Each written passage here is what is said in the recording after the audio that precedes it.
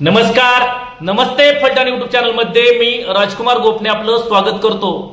फलटण ग्रामीण पोलीस स्टेशनच्या हद्दीमधील वाटार निंबाळकर तालुका फलटण या गावामध्ये 17 ऑगस्ट रोजी दुपारी 12:30 वाजता एका विवाहित महिलेने गळफास घेऊन आत्महत्या केली होती।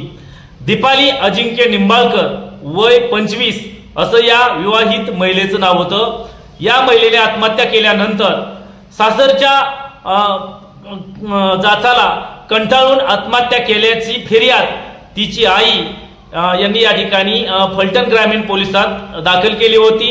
यावरून पती अजिंक्य हनुमंत निंबाळकर जे भारतीय सैन्य दलामध्ये काम करतात यांना, त्याचबरोबर हनुमंत रावसाहेब निंबाळकर जे सासरे आणि सासू सुरेखा हनुमंत निंबाळकर या तिघांना पोलिसांनी अटक केली होती।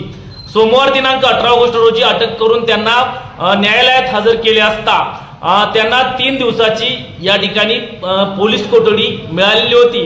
तर इतर जे 2 आरोपी होते यामध्ये ननंद प्रज्ञा प्रवीण एरंडे राहणार मालदेववाडी भुईंज तालुका वाई, तसेच दुसरी ननंद सीमा संतोष शिंगळे राहणार महाड जिल्हा तालुका पोलादपूर जिल्हा रायगड या दोघींना अद्यापही अटक करणे बाकी आहे।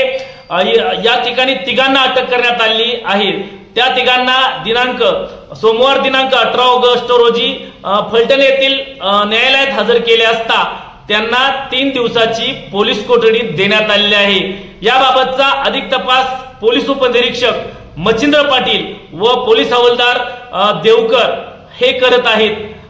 याबाबतचे जे काही अपडेट आहेत ते आपणापर्यंत आम्ही पोहोचवतच राहणार आहोत।